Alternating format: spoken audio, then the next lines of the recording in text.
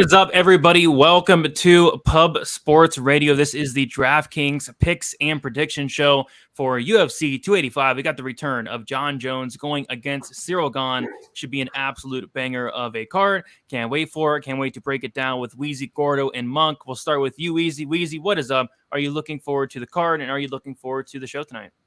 Yeah, this is a great card. This is such a fantastic card. So many great fights, so many fun stylistic matchups. And as far as DraftKings goes, there's a lot of fights to target here too. So I'm looking forward to talking it through with you guys, figuring out which ways to go here because there's a lot of good options and there's 14 fights. Yep, lots of options to choose from. We got Gordo in the building. What is up, Gordo? You looking forward to the card? Oh, I am for sure. This card is absolutely stacked. We got a ton of good fighters here, including Jamie Pickett, one you look forward to every single time steps into the cage. But no, we do have a lot of really good fighters and a lot of very inflated lines. And the best way to combat that is play some DraftKings because there's no minus 900s here. There's the normal salaries. And I think it's going to be a very, very fun week on DraftKings. I'm excited to hear everyone's takes here. Absolutely. And last but not least, we got Monk. Monk, what is up? You looking forward to the card? Absolutely, guys. We have suffered for days and days and weeks through these subpar cards. This is not one of them. This is the reward. Plus the next few weeks after this, don't look past this card, but there are some good fight cards coming up and supposedly no Apex for like 4, 6, 8 weeks, something like. Oh man, I'm so excited. And this is the perfect card to get us started on this run of great cards.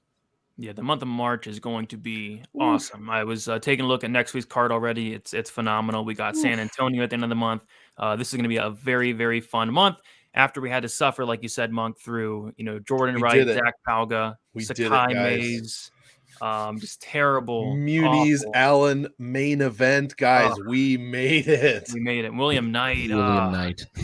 Get some help. Get some help late night. But before we get started, guys, leave a like on the video. Subscribe here to Pub Sports Radio. Also consider becoming a member here at Pub Sports Radio. And if you have not tried it out yet, try out that contest. Saturday contest on pubsportsradio.com. You enter your predictions like on Tapology. You give the prediction, the round, the method. $100 to first. I did well again last week. Almost got first. I think I got second place. Clint was up there as well in terms of the standings. But yeah, make sure you guys check that out. It's free money there. But I say we get into it and let us start with the first fight. Or not the first fight. What am I talking about? The first section here, the fight to target. And I will let you kick this off. Weezy, what are you targeting this week? Yeah, I'm targeting probably my favorite fight to watch on the entire card, which is Gamrot versus Turner. This is a fascinating stylistic matchup. And if Mateusz Gamrot wins this fight, I really believe that the path for him is to be getting rinse and repeat takedowns for the full 15 minutes. We know that he can grapple basically for the entire fight. So that's one way that he can absolutely rack up points, even in a decision win. And on the other side, you got Jalin Turner, who's got a 100% finish rate as a pro. And you kind of see that the way that this dude hits people is different right now. The way when he touches dudes, like they're falling asleep, and he's knocking out durable people. Guys like Jamie Mullarkey, who you need a sledgehammer to get him out of there. I mean, he made Mullarkey just completely quit in that second round, and that's because the guy's got real power. We've seen him get out grappled as well, but remember, he was 23 years old when he lost to Matt Frivola. This kid is young. He's getting better. He's a savage finisher. Whichever way that fight goes, it's not one of the 5-round fights, but you're going to have some 3-round fights on your card here. So I think that's one of the best ones to target this week. Yep, I like that one. For me, I'm going to go with another fight I'm really looking forward to. We got Dricus du Plessis going against Derek Brunson. It's around minus 220. Fight doesn't go to decision. And I see this fight playing out one of two ways. The first way I could see it playing out, I think this is the most likely scenario. It's going to be Dricus du Plessis landing a big shot at some point in this fight. He has 15 minutes to do it. Brunson, at this point, he's 39 years old. He's talking about retirement. He has that blonde hair. And I really question the durability of Derek Brunson across 15 minutes. I just feel like at some point, Dricus is going to land a big shot. On the flip side, if Brunson's able to pull off this upset, first and foremost, he's going to be low owned. Second of all, if he pulls off this upset, he's going to score well. That means he was able to go out there, he was able to wrestle, and he was able to potentially even finish Dricus du Plessis, who's been finished in both his losses, both in the third round. So I see paths for both guys to score very well here. I'm more so on the Dricus side myself, but I think Derek Brunson's a pretty sneaky underdog this week as well. Monk, What is your favorite fight to target for this week?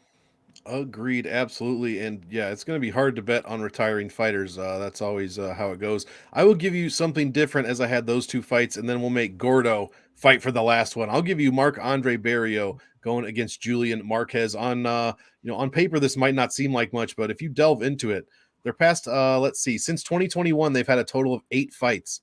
Average DraftKings points per minute 15.83 per minute, 8.19 raw points per minute. That is the highest numbers on the card for any fight. Average bonus points per fight, 72.5. Let's see. 6 of 8 of those fights over 100, 4 of them over 109. 7 of 8 of those fights have ended in a finish. 5 of them have ended in a finish in the first round. And 4 of those fights, someone has made the optimal lineup. These are like the best numbers on the entire card in a card full of finishers. So I was completely surprised, kind of taken aback to see this. I like Marc-André Barrio in the fight. We might even get to talk about him later on. But I really think this one finishes, and I think it's a great fight to target. It might be a sneaky little fight to target as well. So I expect a lot of other ownership on fights around this one. So give me Andre Barrio, MAB, and Marquez as a fight to target. Sounds good. Gordo, how about you? What is your favorite fight to target this week? Yeah, you guys covered my top 3, including a nice little Canadian shout out at the end. So we're going to go drop down to number 4 for me here. Don't worry, guys. I put in number 4 because there are so many fights to target this week. Let's go with Geoff Neal versus Mr. Rakhmonov, 9.2K. Rakhmonov's a guy who has absolutely steamrolled this competition so far, averaging 105.6 points across his wins in the UFC so far. And his style is just that pressure heavy. He's not going to allow much space for Neal to breathe. He's going to try to get those takedowns at all time. And if he's not able to, we all know the hands of steel that Geoff Neal has, whether that be able to find a finish here or just put on a nice pace to drag Rakhmonov in those deep waters we have never seen before. Either way, I do believe this fight should score very well. If Neal were to pull off the upset, $7,000, his ceiling is very, very high at that price tag. Either way, I do want to have some of this fight in my roster. Perfect. All right. Moving on, we got the fight to fade, and yeah, it's kind of tough for this card. I'm curious to see what you guys came up with, but fight to fade. Gordo, let's stick with you. What fight are you fading for UFC 285? Yeah, and you can make a case for almost every single fight here. There are some upside for a lot of them, but for me, I'm going to go with, well, honestly, I wrote down one. I wrote down one I wasn't sure you guys were going to fade at all. I'll try to be a bit different. Basharat versus Blackshear. That's one I think I'm going to fade here. I think it's a fight that is projected to go over compared to a lot of the other ones in the area. Basharat's a guy who I think has some good some good decision equity in the spot because he is going to be winning a lot of the striking exchanges and has shown some decent takedown defense. Blackshear on the other side of things, if he cannot get those takedowns going, he doesn't have much upside. I don't think he's the best striker in the world, but what we have seen for him is a durable guy who's going to withstand a lot of the damage Basharat throws his way. Either way, if I'm seeing this one go 15 minutes and a lot of it's going to play out on the feet, it's not one that's going to score very well, especially if I'm not projecting for many takedowns on either side. For that reason, I will be going to other fighters around them at that price range. Yeah, I don't hate that call. For me, I'm going to go with Tabitha Ricci, the baby shark, going against Jessica Penne. I think it's the least likely fight to finish inside the distance. But yeah, I think I like Tabitha Ricci to win the fight, but 8,900, I just can't get there. I think there's a lot better options around her price range and even below. Like you got Dricus down there who's cheaper. You have other guys down there cheaper like Gamrot as well. And of course, I got to go up and get the Bo Nickals, the Shevchenkos this week. So yeah, can't get too much Ricci. And then as far as Jessica Penne goes, I guess she could potentially pull off the upside here, but at 7,300, not too interested in her either. So I will be fading this fight. I don't really see myself getting to any of it this week. Weezy, what is your fight to fade for this week? Yeah, I'm going to get a little different here. I don't think a lot of people are going to be fading this fight, but I've just got a strange stylistic read on Barrio versus Marquez here. This is a fight that a lot of people are expecting to finish. I'm not expecting this fight to finish. I think this fight probably goes into the third round, maybe even goes to decision. In addition to that, when I was looking at the points that are scored by these guys that are scored against them, these guys both have really bad takedown defense, and they're very easy to take down. However, Julian Marquez has 0 takedowns in the UFC, and Barrio has got a couple. But if neither one of these guys is initiating takedowns here, I could see this kind of being a cage pushing battle, maybe a lot of clinch control time. And I see Barrio pressuring. I do see him throwing a decent amount of volume, but if I don't see grappling upside my personal read is that this thing is going to go late into the fight, I think it might be easy to kind of fade both of these guys because there are certainly some guys even in the underdogs and in the favorites that have got a lot more finishing equity, in my opinion, and a lot more grappling upside. Sneaky fade there from Weezy. I like it. Monk, how about you? What is your fade for this week? I love the first two specifically. I'm going to go with one, I guess, Amanda Ribas and Viviane Araújo. Usually I don't like to fade women's flyweights. I always get tons of leverage there because everyone always fades women's fights, and women's flyweights fights make optimal like 55% of the time. So there's a ton of leverage to be had here. And I like the dog in this spot as well, but we can get into that later. Historically, since 2021, they just have not performed well for DraftKings. 7 total fights. Never has them or their opponents scored over 100 points. There's only been one finish out of all 7 fights, and it did not come in the first round. They just generally do not score well at all. Only 8.5 total DraftKings points per minute, and that does include finish points as well. So just not good statistical, historical stats to back this fight up. Nothing that's going to tell me it's going to be a good fight to play. Like I said, I actually do like the dog against Amanda Ribas here. But that said, Viviane scores well per minute, but only 83 per win over her last 5. Ribas scores a bit better than that, 94 per win over her last 5. But neither one really allow a ton of points at all. So if this goes to decision, I'm not expecting it to score well. So give me Vivi and Amanda to fade as a fight overall. All right, let us move on to our fighter to fade, and we'll go with you, Gordo. What is your fighter to fade for this week? My fighter to fade for this week is going to be, I was going to say, Basharat. Let's go Amanda Ribas, 8.3. I think she's someone who I don't see having too much success in this fight as a whole, and we're looking at her price range at 8.3, underneath Jones, ahead of Barrio and Marquez, which, unlike Weezy, I do think this fight is going to be pretty fun and score pretty well. I just don't see me getting to her too much of the time. I don't know if she has that same finish equity you'd like for someone who is, same finish equity as almost anybody at this price range or anyone who's favored in this fight at all, and for that reason, I don't think I'm going to roster her all too much, although I think that the overall biggest fade for me as a favorite is going to be Basharat up top. But I didn't talk about him, so. All right, yeah. For me, I'm going to go with Monk here. I'm going to fade Amanda Ribas, 8,300. I think it's a tough matchup for her. Kind of interested why money's still coming in on her in terms of like a money line perspective. But Viviane has incredible takedown defense. She's going to be, the much bigger fighter in this matchup. She's going to be the much better striker. The one knock on Vivi is that cardio, but I think she should be fine here in a 3-round fight, at least win those first 2. And if Amanda Ribas is to win this fight, I kind of think it's like a greasy split decision type win. Like I don't see her taking down Viviane. I don't see her finishing her. So yeah, at 8,300, I just can't get there for Ribas, and I will be on the other side playing some Viviane Araújo this week. Weezy, who are you fading this week? I'm going to go with Farid Basharat this week. Not fading him as a fighter, so to speak, because I think the guy's got a very high ceiling and a really complete skill set, but he isn't really a finisher. And Damon Blackshear has never been finished in 17 professional fights. In addition to that, I never really saw Farid go for a lot of takedowns on the regional scene. He did get a couple, but it's not something that he seems to go to over and over again. And so I think he'd be foolish actually to go for takedowns against Damon Blackshear, because Damon's got 8 wins by submission, and he kind of does his best work in the grappling exchanges. So I see Farid up here at 9,100, kind of switching stances, staying at distance, winning a point fighting battle with very little wrestling upside on his end. So at 9,100, the price just isn't right. When you look at the names around Farid Basharat, you've got a lot more wrestling upside, and you've got a lot more finishing equity in those names. So I would rather go with them. Sounds good.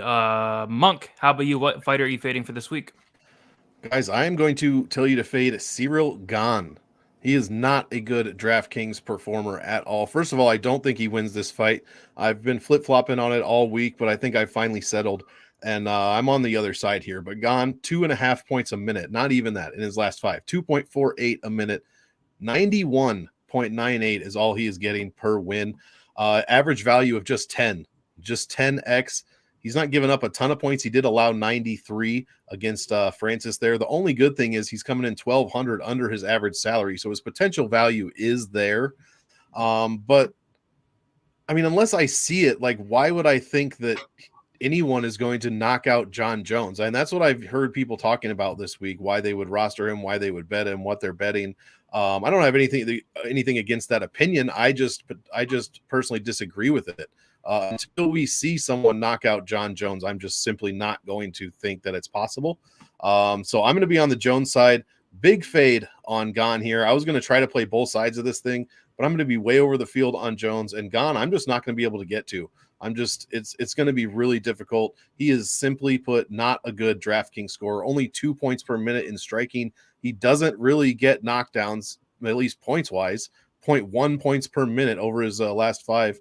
Takedowns aren't there, obviously. If anybody's going to get takedowns, it's probably going to be Jones. I just don't see a lot of upside here, only making the optimal lineup 1 out of his past 5 fights, Ciryl Gane. So give me the big fade on half of the main event. I don't hate it, but Chris in the chat does think you're bugging a little bit. I might be bugging. I might be bugging out, as Tribe Called Quest said, but until I see it happen, like I'm just like, who's ever done that to Jon Jones? Yes, I know he's fighting at heavyweight. Yes, I know all this stuff. Didn't he fight Rumble Johnson? Did he fight Rumble? Yeah, he did or no? I don't know if he fought him, dude. I don't remember. Did. I don't remember. Oh yeah, maybe that's what I'm thinking of. Either way, Jon Jones is a killer, dude. And until he gets killed, until I see it with my own eyes, I'm not buying it. Plus, even if it does happen, Gane scores like shit. So I'm not playing it for DraftKings. If Gane does win, I think it's like a decision win type thing. Yeah. I think what he's trying to say is, like, how are you flip-flopping then becomes a fade? I think you would be fading him on DraftKings even though you thought he was going to win, wouldn't you? Yeah. Who, Jones? No, Gane, yeah. Oh, yeah. Because Gane doesn't score a lot of points, you know. I mean, it's in the statistics, you know. I mean, like, that's why, you know, less than 90 per decision win, and that's what Gane generally does. There's been some 5-rounders in there. Exactly, a lot of them. Yeah. Yep. So I don't think you're bugging, Monk, but thanks, man. I appreciate it. But when you bug out, you usually have a reason for the action, you know. Sometimes you don't. It's just from mere satisfaction. That's right. That's right, man. Yeah. All right, love it. All right, let's move on. Gordo, we got you right. Okay, cool. Yeah. Okay, so we'll move on to the favorite dog. Man, there's a lot of dogs that stick out. I have a feeling what you guys are going to say for this one, so I won't take that one. You know, I'm not even going first. Monk, what is your favorite dog this week? Oh, favorite dog? You're going to me first? Well, there's only one choice. I just got to get to that fight. I mean, Jalin Turner, what are we doing here? 7,600. You can get him at like plus 180, like right now. For DraftKings, it's the opposite of Ciryl Gane. Whether I think he's going to win or lose, this guy has tremendous upside. 5.5 points per minute in his last 5. 113 per win. His average value second best on the card to Derek Brunson, surprisingly. 13.73x is what Turner's been getting overall. And he's 840 under his average salary. He can take you down. He can strike. He can knock you down. Gamrot is going to try to take him down. He has to hopefully stop some of those takedowns. He is 5 inches taller, a 6-inch reach advantage. It is possible. Gamrot is no joke. I'm not trying to like tell you to fade Mateusz Gamrot, although I'll probably actually no. This fight might be my highest owned fight, to be completely honest. But I love the Turner side. There's so many upsides here. There's so many trends going his way. And then you would automatically say, you know, people would say, oh, strength of schedule. Gamrot's fought Dariush Sarukian. Could have lost that Sarukian fight, by the way, if you ask a lot of people. Beat CDF Jeremy Stevens, which is always a bad win after the year, 2018? And Hot Sauce Holtzman. Turner has been right there. Riddell, Malarkey, Uros Medic, Kulibao, who's only lost 1 fight in the UFC. The strength of schedules are actually very comparable the way I calculate them. I love Turner as a dog here. He's going to probably be in, I don't know, 70, 80. I'm going to start almost every lineup with him and a fighter to be named later. So give me Turner, favorite dog. 3 out of 3 times optimal, by the way. Optimal fighters fight optimally. Yep, I had a feeling you were gonna bring up Turner. Yeah, I think it's gonna be extremely popular, but you got to play some Turner absolutely this week at that price tag. I agree. Weezy, what is your favorite dog for this week? Yeah, if Jalin Turner goes out there and finishes Mateusz Gamrot, there's going to be a party at Weezy's. Dude, I've got and listen to Bootsy. He's trying to tell you guys there's reasons that you got to like the Jalin Turner side here. I've got 2 units on the finish only prop. I've got 1 unit on his money line at plus 190. Look at the numbers, right?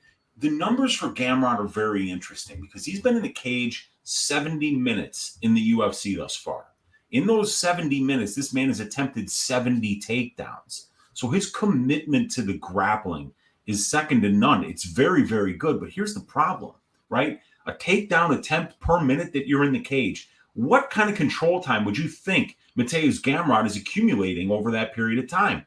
It's less than what you would think. He's only getting 18.7% control time over his 6 UFC fights, 70 minutes in the cage. That's like about 13 minutes of control time on 22 takedowns, right?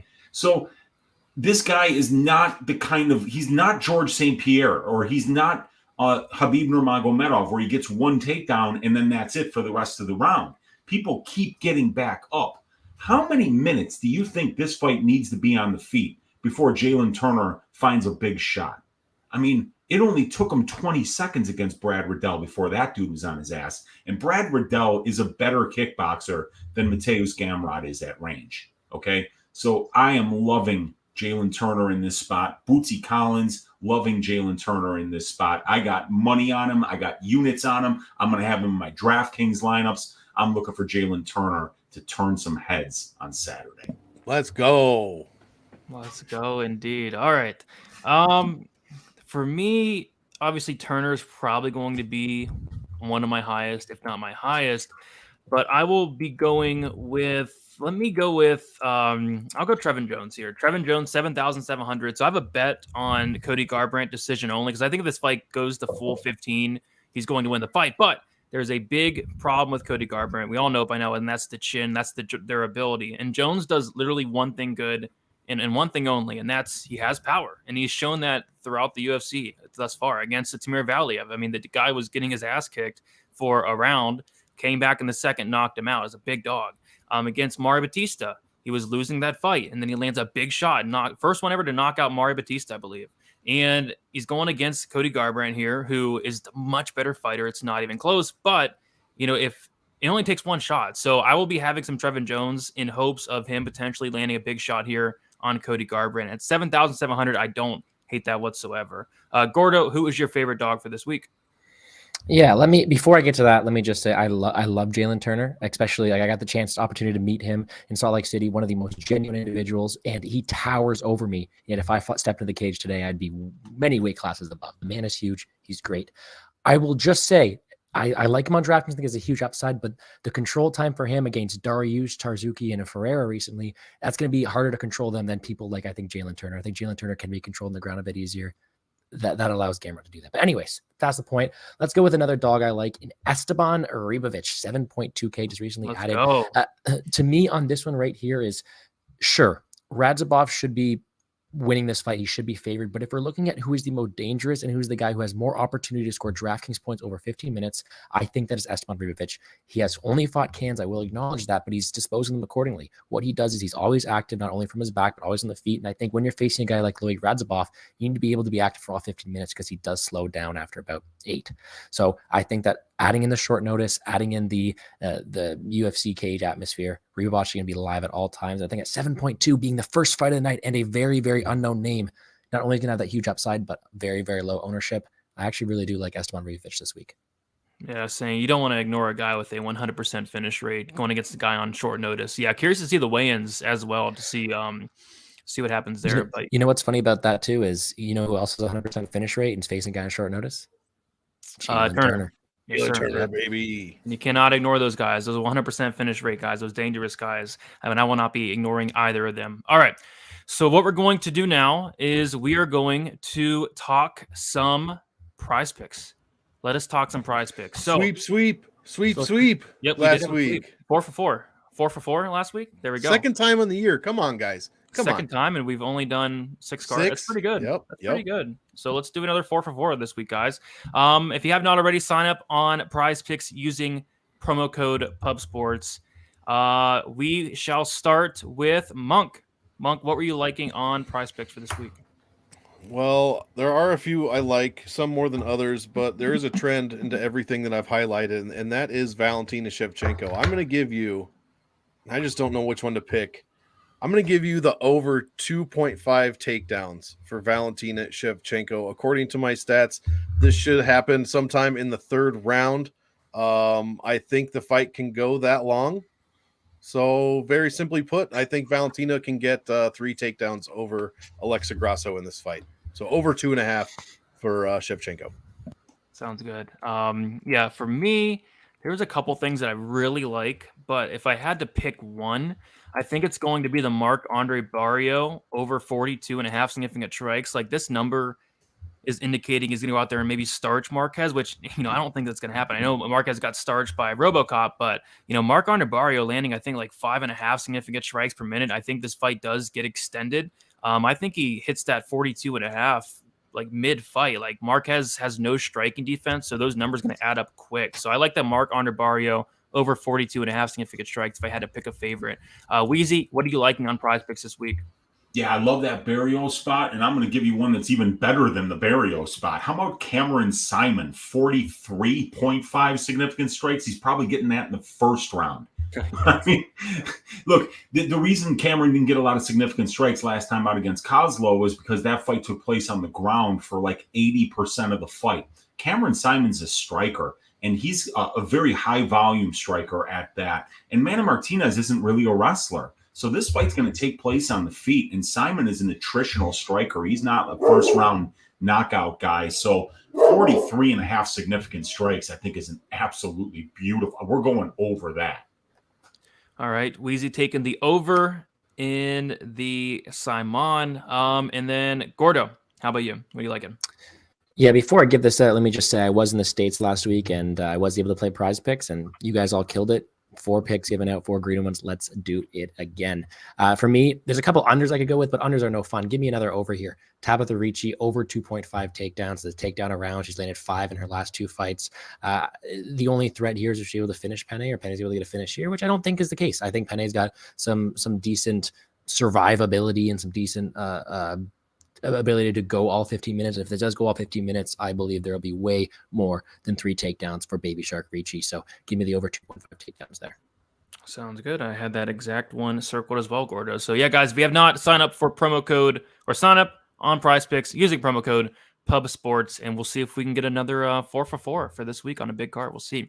All right, guys, let us keep moving on. If you have not already, smash the like button. Subscribe here to Pub Sports Radio. We go live every Wednesday, 7 o'clock p.m. Eastern Time.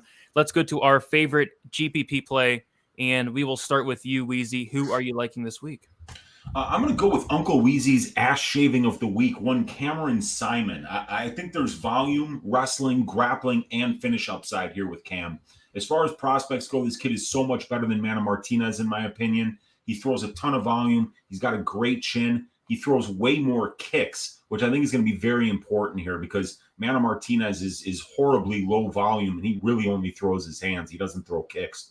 And the striking defense is really bad for Manny Martinez as well. So I think that, Cam's going to really rack up some volume here. He's going to put Manny into a fight that he really hasn't seen before, which is a high volume fight. The Brandon Davis, the Guido Canetti fights, they just kind of stood in front of each other and didn't do shit.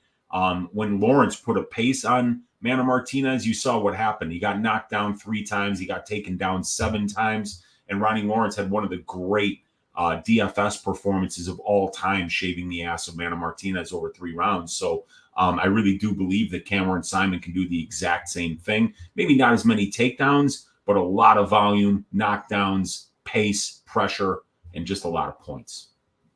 Sounds good. I will be on some Simon myself. For me, I know there's a lot of Turner love, but I'm going to go with Mateusz Gamrot here. I just think, really both guys have a ton of upside, and I will have, like Monk said, I think it's going to be my highest fight overall, more than the main event even, because if Gamrot wins this fight, expect a ton of takedowns. Like he can go out there and shoot upwards of 15 to 20 takedowns if he needs to. And like Weezy was saying, Gamrot has no control. He can't hold guys down. So say he does take down Turner gets back up, he potentially goes right back down, and that can rack up across 15 minutes. So I like some Gamrot here, 8,600. But yeah, this is a fight that is a must target in my opinion. Monk, how about you? Who's your favorite GPP play for this week? Well, there's a few of them up there. Love both of them that you guys mentioned already. I'm going to give you Valentina Shevchenko. one of the highest scoring fighters on the entire card, well over 4.1 points per minute in her last 5. 116.5 is what she is averaging per win over that same span, only giving up 1.7. So she's outscoring her opponents by 2.5 points per minute. 12.65 average value, and she's $140 cheaper than her average salary, the $9,400 salary, which has a win rate of 84%. I like Alexa Grasso. I think that she would have to have some sort of takedown upside, some sort of wrestling upside to be able to do anything against Valentina. She does not have said takedown upside, in my opinion. She did get Joanne Wood down twice, and Ji Young Kim she scored a takedown against. Other than that, it's been all zeros. Like I said, I do like her. She does not score well on DraftKings, so she'd really have to get a win, or you'd think she'd score 40, 50-ish points in a loss to make it on the optimal lineup in a loss. I don't like this fight for a stack, as I think Shevchenko just dominates her, whether it's a finish in the third round or it goes all 5. When Shevchenko wins, her opponents score an average of 30 points over her last 5. I don't think that's going to do it.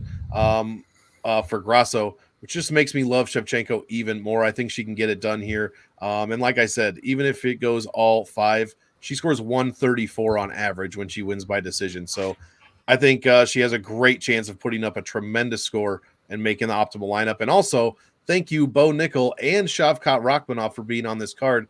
Valentina Shevchenko is going to be, 5, 10, 13% less owned than she normally would be or should be. You can find tremendous leverage on her for that reason, and for the fact it's a women's flyweight fight. It's automatically going to be less owned. So, guys, there might not be more leverage on a play in weeks than Valentina Shevchenko.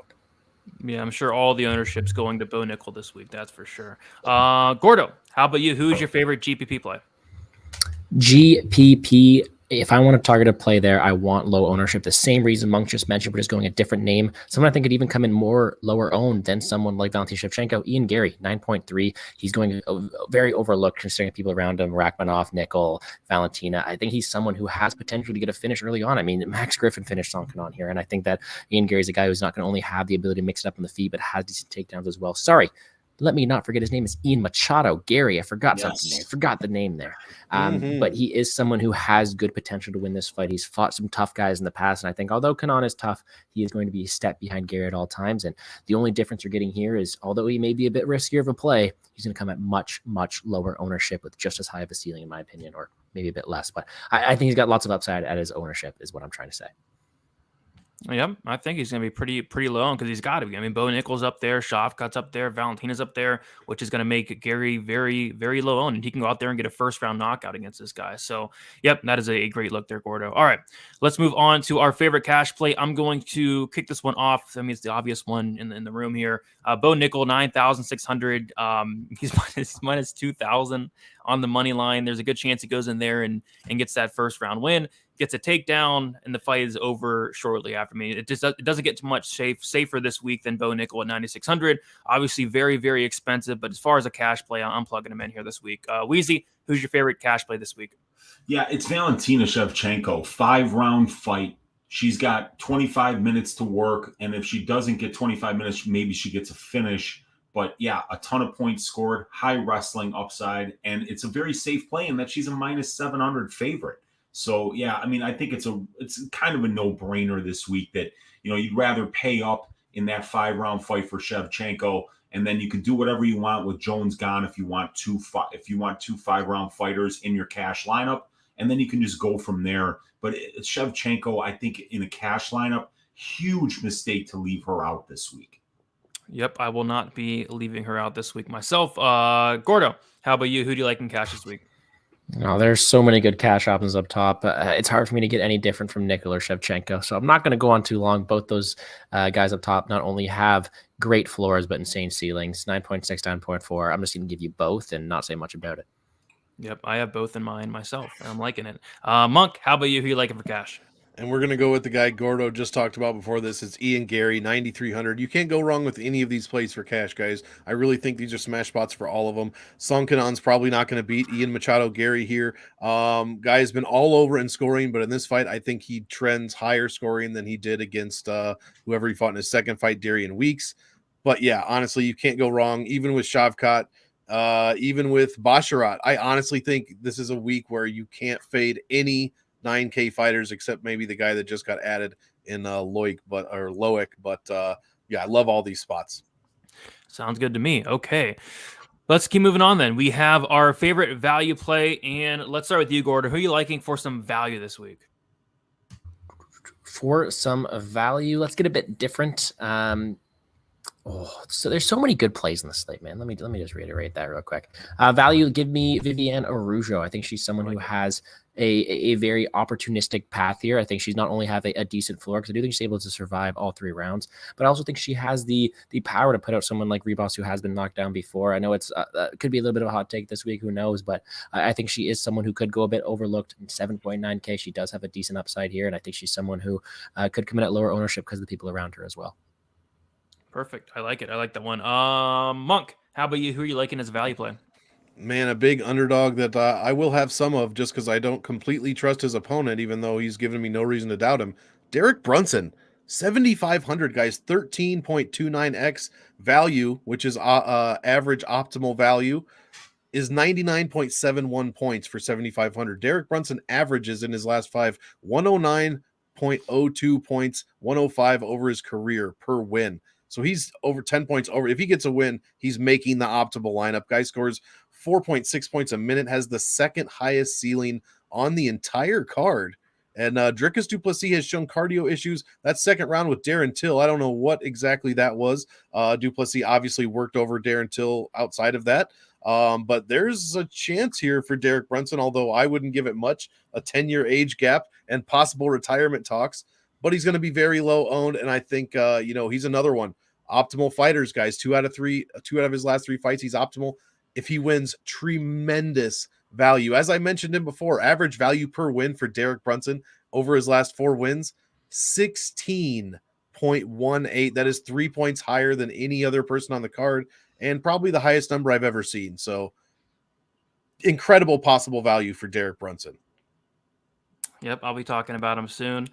Man, there's 2 that really stick out. I'll go with Jamie Pickett. Jamie Pickett, 6,600, and I'm totally kidding. Only play Jamie Pickett. Dude, you just kept talking, and I was like, he's not serious, right? He's not. Serious. No way. It's a value play. If your goal is to lose your money, then Jamie Pickett is absolutely a great play. But for me, I'm gonna go with Geoff Neal. I don't understand this salary. I mean, like Weezy went on a big rant last night asking if Geoff Neal's a bum, and he's not. I think Shavkat's great. I think he's the future. But Geoff Neal's a really good fighter. He has really good takedown defense. Like on paper, it's 90%. If he's able to stuff the takedowns here, it's going to get very, very, very, very interesting. I like the pressure that Geoff Neal brings, the volume, the power that Geoff Neal brings. So I think we're going to find out pretty early how this fight goes. Like if Shavkat's not able to take down Geoff Neal, I don't think Geoff Neal looks 7K here. So I think Geoff Neal has some serious value. And again, this is another fight that I really want to target. I think if Shavkat gets this fight down to the mat, he can have success. And if he does not get the fight down to the mat, it's going to get very interesting. So give me some Geoff Neal for some value there at 7K. Weezy, how about you? Who are you liking as a value play? I'm going to go with Ciryl Gane. I don't think you're ever really going to see Ciryl Gane at this salary ever again. He's fighting for 5 rounds, and he's fighting a guy who is coming off of a 3-year layoff and hasn't had a good performance, actually. I mean, it's 5-6 years since the Gustafsson fight where he actually looked like really good, okay? So, I mean, these people who are on Jon Jones, I get it. The resume. He is one of the greatest fighters that's ever stepped into the UFC cage, but you're making so many assumptions. It's a different weight class. It's a 3-year layoff. This guy pretty much lost the fight to Dominic Reyes, and that has aged horribly. And everybody's talking about how all of a sudden Jon Jones is a Division I national champion wrestler. He's not. He's a Greco-Roman guy who mixes in takedowns and has good control time when he gets on top. But that's at 205 pounds years ago. Wrestling is different in the heavyweight division. That's why people are sometimes, very surprised when somebody takes a wrestling heavy game plan. People were fucking shocked when Ngannou wrestled Gane, and people were expecting people to wrestle Gane his entire career, but they're shocked when somebody actually does it, because heavyweights don't wrestle unless you're Juan Espino, and Juan Espino wrestles a lot, but it's so taxing that he only shows up to fight once every 6 years. So I don't know if Jon Jones is going to come in there, put on his singlet and his wrestling shoes, rack up 14 takedowns against a heavyweight. So I think that at his salary right now, you're getting a 5-round guy. Even if he wins a boring, low-paced, point-fighting striking battle, he still scores 80, 85 points. And in the cash lineup, that's pretty good for an underdog. So I think he's got a decent amount of value this week. And if Jon Jones answers all those questions that we have, good for him. Fantastic stuff. And I can't wait to see him fight again. But I'm waiting for him to answer those questions before I believe it. Yep, we will find out soon enough. All right, last couple things here. Let's go to our dart throw, and I will let you kick this off. Gordo, who's your dart throw for this week? Yeah, my dart throw is someone that you mentioned previously, Geoff Neal, $7,000. Usually I like to go for these lower ownership guys, and I think that he will come in decently owned, but I do acknowledge that there will be some love for him this week, and I get it. He's a guy who's going to be a step up for Rakhmonov, and although Rakhmonov is a guy who's shown not much struggles in the UFC so far, he's not really faced much adversity, and Geoff Neal is going to bring exactly that: decent takedown defense, solid power on the feet, and he's not really going to give Rakhmonov too much time to move. I think that if he does win this fight, it's going to come at a very, very high ceiling and high winnable one at that 7K price tag. I think he's a guy who is going to have great optimal rates if he does win this fight. So give me Geoff Neal as a dart throw. I'll go with somebody that we've talked about briefly. I think even Monk talked about him, and that's going to be Derek Brunson at 7,500. Man, I mean, his path to victory here is just going to score so well if he was able to win this fight. Of course, there's so many concerns here with Derek Brunson, though. The age is now 39 years old. The durability's gone at this point, but there's like question marks about Dricus and his takedown defense. It hasn't been tested in a while, and the footage we have seen of him getting taken down, he's getting taken down, super easily, right? So if Derek Brunson comes out here and is able to put together a full, a great performance, he's able to get takedowns consistently, land that ground and pound, I think he can potentially win a decision here or even finish the fight at some point. So don't mind some Derek Brunson, 7,500. I don't think many people are going to be on him this week. So give me some Brunson as far as the dart throw goes. Weezy, who is your dart throw for this week? Yeah, I put Brunson as the dart throw too, Brady. And it's because I think people are going to forget about him. And you go back and you watch the tape. When this guy gets takedowns and he gets on top, he is the opposite of a lay and pray grappler. He pounds your head through the canvas. He passes your guard. He looks for arm triangles. He looks to get to your back and sink in rear naked chokes. And he can wrestle for long periods of time over and over and over again. Division II national NAIA champion Derek Brunson. He changed the way he fought. He reinvented himself as a wrestler. And it works when he's going up against guys who have a hard time stopping takedowns. And it's not, like I said, I have to repeat it. It's not just lay and pray, you guys. When Derek Brunson gets on top, he does great work. His ground and pound is so good. It's not Shavkat Rakhmonov good, but it's good. And his submission game is also very good. Look, if Brunson gets his way here, he's not just winning this fight. He's finishing this dude on the ground. So I'm going with Derek Brunson. I'm rolling with him one last time. I've cashed so many underdog tickets on this guy because I'm a believer in wrestlers. And, Dricus du Plessis, the key stat for this fight, I've said it so many times already this week. He's faced 2 takedown attempts in his entire UFC career. He's going to see that in the first 30 seconds of this fight. We're going to find out whether Dricus du Plessis is a wrestler or not on Saturday. Absolutely. We're going to have to, because Brunson doesn't want to stand with this guy. So, yeah, cannot wait for that fight. Monk, who's your dart throw for this week? The answer is Damone Blackshear. Should be low owned, possible decision, should score well. I'm going to take my time to remind you guys about a man named Shavkat Rakhmonov, okay? He trained a falcon to kill the giant animal that he now wears on his head. His favorite animal, he said, was a horse. His favorite dish contains meat that is horse meat. He's eating his favorite animal. Jeff Neal. What is Jeff Neal going to do against a guy like this? Absolutely nothing. And the answer is Damone Blackshear, dart throw of the week. What did Shavkat have to do with that, Monk? Come on. I haven't been able to talk about him at all, and I'm just seeing too much Jeff Neal love and not enough Shavkat love. So that's why I'm talking about. Hey, there's enough Shavkat love. The guy's minus 500 on the money line. Not They're on calling this show. Jeff Neal a bum. That line is calling Jeff Neal a bum. Don't tell me there's He's not. He's going to be a bum after this. He'll be a bum after this. He'll be a bum after this fight. You think Shavkat's going to make him a bum? Yep. Shavkat's going to work this dude over. Over. He's going to be in every single one of my lineups. 100%. What?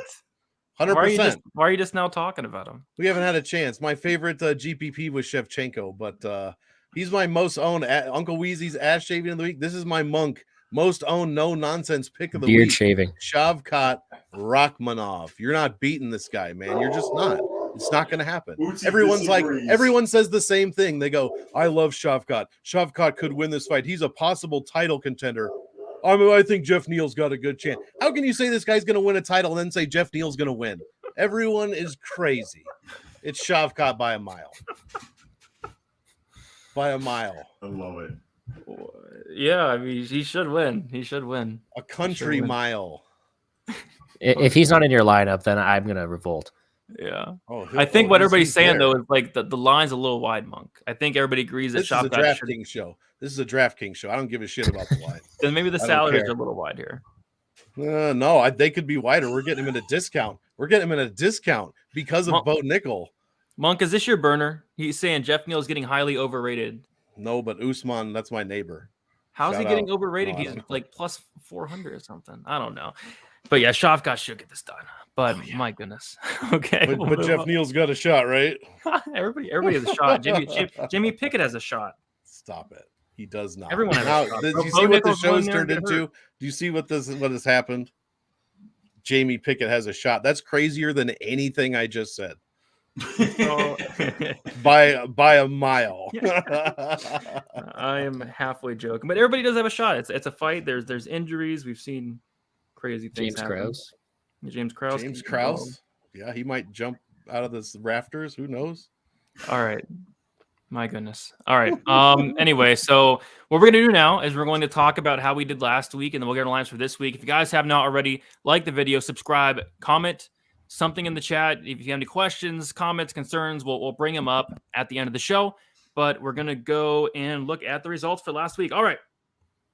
In fourth place was Weezy. Yeah, Weezy I got my ass shaved out there last week, you guys. Andre Muniz is a boxer now, just so everybody knows. Oh God. Yeah. Yep, Andre Muniz is a boxer. But yeah, Muniz 18, Peak 130, Aliyev 91, Krylov 0, but everybody got 0 on it. Dontel Mays 26, and then Montana De La Rosa 9. Weezy scored 276.15. In third place was Monk. He had Tatiana Suarez 99, Aliyev 91, Krylov 0, Mays 26, Eric Gonzalez 27, and then Odi Osborne 69. He put up 315.10.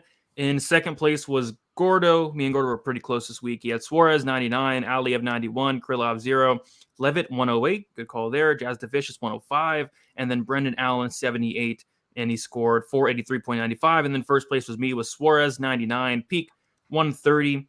Aliyev 91, Jazz DeVicious 105, Span is 0, and then Ode Osborne 69, and I scored 497.48. So pretty good week for me, and I was able to close the gap a little bit. I was getting a little bit worried, but the gap has been closed in terms of these scores. So in total scores, we are 6 cards in.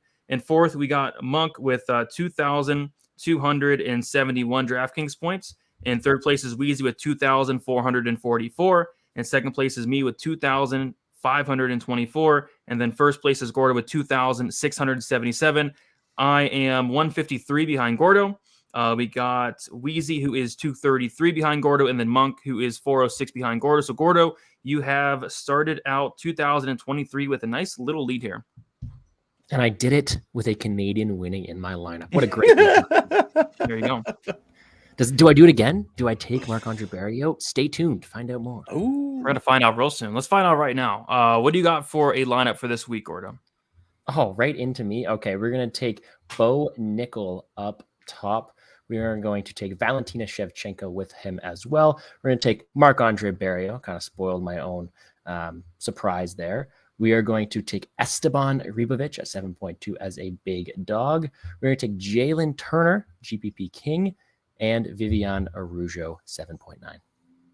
Nice. We have 3 of the same. Weezy, what is your lineup for this week? Right. So I've got Valentina Shevchenko, Tabitha Ricci, Cameron Simon, and then 3 underdogs are Ciryl Gane, Jalin Turner, and Derek Brunson. We have 1 of the same. Monk, how about you? I'm so disappointed. Valentina Shevchenko, Shavkat, Rakhmonov, Jon Jones, Marc-André Barrio, let's go Canada, Jalin Turner, Damone Blackshear. All right, looks like we're all pretty different this week. I'm going to go a Bo Nickal up top, Valentina up top. I'm going to take Jon Jones, Mateusz Gamrot, Esteban Ribovic, and then give me Grasso as a pump play. So, yep, cannot wait for this week to see how we all do. And let's see what else we got here. All right, so those are the lineups. We'll see how we do this week. I'm going to check the chat to see if we missed any questions here. I saw a couple. Is the Ribovic fight still on? Is the fight still good, guys? It's the rematch. I think he's mentioned because he lost an opponent, but he's gotten rescheduled. Cool. Monk, this can go to you. Any love for Geoff Neal? Yeah, sure. I don't have anything against the guy. He's fighting a fucking killer, and I'm sorry for that. Sorry, bud. No Draftkings love for Geoff Neal. Okay, none from Monk there. Gordo, any thoughts on the Jon Jones takedowns on Prize Picks? I'm not sure what it was set at. I think it's 3. Three on the dot. And in my opinion, you have a guy who, although he is one of the GOAT in the GOAT conversation, I'm Canadian, so I can't really say he's the GOAT. It's GSP to me. But he is at 3.0 takedowns against a guy who's going to be 60 pounds heavier than anybody's ever fought before. It's kind of a risk. I think there are better plays on the board. I'm not sure. I'm not saying he can't get that. I'm just saying there are better plays he'll hit more often. And when you are Jon Jones, you have such a diverse arsenal that he's not always going to go for takedowns that often. So I'm going to wait to see how he performs at heavyweight before going out there and targeting his takedown props. Yeah, I'm staying far away from that fight from Prize Picks, from a betting perspective. Let's see here. Ribovic. You want to answer that one, Gordo? Because I like him too, but you can talk about it a little bit. Well, I had him in my lineup, and I took him as one of my favorite dogs too, for many reasons, mostly because of the ownership he's going to come in at. But his style as a guy, although he hasn't proven anything really, which is why I get why he's such a big underdog. When he's gone out there, he's been super, super aggressive, not only off his back, but on the feet as well, carrying power all 3 rounds. And a guy in Radzhabov, who sure he's fought much better level of competition, but he seemed to have slowed down the stretch and relies more on his grappling. If he's not able to maintain that same pace over 15 minutes, Ribovic is going to be still fresh, still throwing up heat. And on the ground, Ribovic is going to be active enough to try to cause problems for someone like Radzhabov. I'm not saying that Radzhabov should not be the favorite here. I'm just saying that at 7.2K on DraftKings, Ribovic has a very high ceiling, in my opinion, very, very low ownership as well. Yeah, first fight of the night, 100% finish rate. Radzhabov coming in on a week's notice. The dude struggles with weight in general. I'm curious to see him at weigh-ins, and he slows down in general. And Ribovic is dangerous for the full fight. So he has that power late. So yeah, I don't hate some shots on him, especially at 7,200. I saw some other question. This one can go to. This is actually directed towards Weezy. Weezy, did you know that Bones Jones used to do lines with Ronderos back in Burkwell? Can you please do your best Jon Jones impression? Oh man. So like the last time I did an impression of Ronderos, they've clipped it and put it on the internet now, and now like you see like these 4 seconds clips of it. It looks like I'm doing cocaine, and it's not the best idea that I keep doing these impressions, but I did not know that Jon Jones hung out with Ronderos, because I know Ronderos is like in Vegas, I think. And John is down in New Mexico, but I mean, John, this is going to be fun to see Jon Jones back, man. I cannot wait to see what version of him we get. I hope we get the dedicated, great athlete that's got all of his skill sets still, but we're going to have to find out, man. But boy, this dude has partied a lot. Yes. Can I throw a question in the chat right now? Yeah. Have you guys seen the media day pictures of Jon Jones and what he just looks like? Yeah, No. everybody's going crazy about him. What are Like your thoughts? that's not all water weight, and like he's not going to look like that on Friday. I thought he looked normal. Like, I mean, that's kind of how I For was a expecting him to heavyweight, look. yeah, he's 40 pounds heavier. I didn't like stare at it long enough to really get a feel, but he looked. I see the picture. Maybe I could show it here. Yeah. I got a notification. Okay, I don't know if you guys can see. That dude looks like It's the that small looks like legs. that dude looks like Dricus du Plessis as far as heavyweights go. Did you just see Augusto Sakai in there last week? You see what he looked like? You see what that motherfucker? You see what Tai Tuivasa looks like? Yeah. Jones looks fine. I mean, Yeah, I can't believe Jon Jones used to make 205. To be honest with you, Right. I know he's a skinny dude, but Like god damn it, 6'4". 6'4". With yeah. as athletic as he is, it's surprising. How does Jalin Turner make 155? That's another thing too. Right. He kind of reminds me of Jon Jones just a little bit with that length and the way that he can hit hard, but still be able to maintain distance. I mean, I don't know, man. I'm looking forward to that Turner Gamrot fight. That's going to be so awesome. Yeah. Dude, do you see? Like, I met Turner, man, and that guy towers over me. And 6'3" I at weigh lightweight? more than- yeah, like, come on. he's huge. Last question. This can go to Monk. Monk, does Ciryl Gane have that dog in him? I think he does, but man, this might be I just can't. If dude Ngannou took him down on one leg. Ngannou, the guy who everyone didn't know was going to wrestle, took him down with one leg several times after being down 2-0, won 3 rounds in a row to keep the title on one leg. Jon Jones should, I don't know, man. He's not going to outstrike Jones probably. He's going to have to KO him, I think, to get the win, and that's never happened before. So until I see it, I'm not going to believe it. But Ciryl does have that dog in him. Great dude. I love him as a fighter. I think he's going to drop this one. Does Geoff Neal have that dog in him, Monk? Yes, Sure, he does. probably. But he sure doesn't have a giant fucking falcon on his Vicente head Luque. and a belly full of horse meat. Now does he? Fair enough. All right, quick picks, so I don't get yelled at after this, because sometimes we miss the quick picks and people get really mad about it. So, I'll kick it off. I will start with Jon Jones in the main event. Give me Valentina in the co-main. Give me Shavkat Rakhmonov. Taking Mateusz Gamrot, Bo Nickal, Cody Garbrandt, Dricus du Plessis, Viviane Araujo, Marc-André Barrio, Ian Gary, Cameron Simon, Tabitha Ricci, Farid Basharat, and then I'm taking Esteban Ribovics. Gordo, how about you? What are your quick picks for this week? Now, full disclosure, I think like when we're doing quick picks, I'm not saying that all these fighters are going to win a lot of the time. I'm just saying if this line was -110, who would I be picking? And funny enough, until you switched to Ribovic, we were the exact same. But I got Radzhabov in the main one. I got Farid Basharat, Tabitha Ricci, Mana Martinez, Machado, Gary, Barrio, Araujo, du Plessis, Garbrandt, Jamie Pickett, just kidding, Bo Nickal, Mateusz Gamrot, Shavkat Rakhmonov, Valentina Shevchenko, and Jon Jones. Way too much juice this week, and there are a lot of dogs with value, but gun to my head, that's who I'm picking. Dixon, you'll be all right. You'll be all right. I wouldn't parlay him personally, but he's a big favorite for a reason. He should go out here and wrestle, but man, the short notice kind of scares me about him. Weezy, how about you? What? I was just saying we're talking DraftKings, right? Like he has. Yeah. Ribovic has good upside on DraftKings, but Radzhabov should still win this fight. Yeah. It's kind of a shot in the dark pick for me personally, but Weezy, what are your quick picks for this week? So I'm going with Ciryl Gane. I'm going with Valentina Shevchenko, Shavkat Rakhmonov, Jalin Turner for the upset, Bo Nickal, Cody Garbrandt. I'm picking Dricus du Plessis to win the fight, but I'm probably going to get to a money line bet on Derek Brunson. Viviane Araujo, I got a bet on her. I got a bet on Marc-André Barrio to win as well. Machado Gary, Cameron Simon is Uncle Weezy's ass shaving of the week. I got Tabitha Ricci. I've got Farid Basharat, and I've got Loic Radzhabov.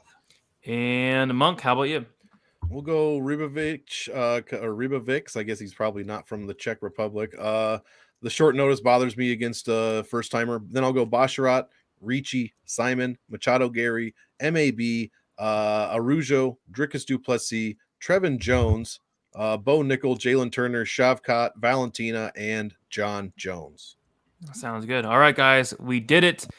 I think this is our longest show ever. Usually we're good at keeping it around an hour, but we had a lot of we had a couple monk rants this week. Everybody loves the monk rants. You got to have it. Ran a little late, but it's all good. It's a great card. Don't mind it. Weezy, let the people know where they can find you, what you have going on. If I'm not mistaken, I think you're going live tonight with a couple other guys, right? Yes, I am. On Couch Warriors channel, I believe we're going to do a panel with the Couch Warrior, with Addicted to Combat, with Ben the Bane Davis and myself. We're going to talk through these fights. I'm going to give you guys a greasy 4-leg parlay on my channel on Friday after weigh-ins. We're going to see if any of these fights fall off, and if they don't, bam, we're going to give you a greasy 4-leg parlay. And I might even do an Ask Weezy this week because it's a pay-per-view week, but I can't do it tonight because I'm going to be on the panel with those other guys. So, yeah, check me out on my YouTube channel, Uncle Weezy. Check me out on the MMA Engine, and always right here on Pub Sports Radio. Last thing to do, stack cash tickets like flapjacks for UFC 285, and we are going to bathe in the blood of our vanquished Draftkings enemies on Saturday. Let's go. Let's go. Love it. Monk, let the people know where they can find you, what you have going on throughout the rest of the week. Yes, sir. Hit me up on the Monk Maddox channel. My game theory video is out. Salary Voodoo will be out right after this. Kill Shot podcast we did today, that went about 2 hours. Everyone's down. Long shows this week. Should tell you that it's such a good card. Do not miss this one. Monk and Lose Happy Hours coming back this Friday. I'm sure that will be super exciting. And yeah, I absolutely love it. What's that? Oh, I hear a whisper coming up soon. Delete say fight week. Uh-oh. Is he coming up soon? Who's he fighting? Coming. It's coming. Vittori. Vittori. Marvin Vittori, the Italian Dream. Yeah, I hear the whispers. Vittori's a big favorite in that right now. Yeah, big favorite. Of course. We love Delizia at underdog spots, don't we? Yeah, I wasn't expecting Vittori to be like minus 225, 250. I thought Delizia gets some more love. I'm going to have to work myself up for a rant that week, but trust me, it will come. I'll find a way. I will find a way. Delizia got me last time. I'll probably be on Vittori as well, but I can't touch him in that price tag. Gordo, I forgot about you. Let people know where they can find you, what you have going on throughout the rest of the week. Before I do that, do we have anything, a confirmed time? For what? For me. Best bet? Yep. Yeah, 7:15 Eastern. Perfect. Well, you can find me there on Brady's channel, 7:15 Eastern on Friday. Other than that, you can find me on YouTube, Plays and Fade Sports. Like you guys said, all videos are going longer. Usually like to keep mine around 15, 16 minutes. Mine's 28 minutes this week, so I apologize. But if you go check it out, I'm doing a nice little giveaway there. So it's some fun. Go comment your top 3 DraftKings scores, and if you whoever gets the most points wins. Yay, fun. Woohoo. Other than that, on Twitter, @GamblesGordo. Ask me any questions you got there. Wish everybody the best of luck. Enjoy the card, and I hope everybody makes some money. Sounds good. You can check me out on Twitter, DFS_numbers, Instagram, DFS by the numbers. Live stream, 2 live streams Friday. The first one is going to be at 4:00 p.m. Eastern time. That's going to be my final thoughts live stream. And then going to go live for best bet, 7:15 Eastern. We got Gordo, we got Lou Betcha, we got Patrick. Should be a pretty fire panel there. So I'm going to see if Lou can keep up this lead. He's still in first, but I'm closing in a little bit, so it should be interesting. So leave a like on your way out. Subscribe to the channel. Check out the Pub Sports Radio contest on Saturday, pubsportsradio.com. Go down to contest and enter. It's free to enter. $100 the first to get you some free money there on pubsportsradio.com. Best of luck, guys, for UFC 285, and we will talk to you soon. See you later.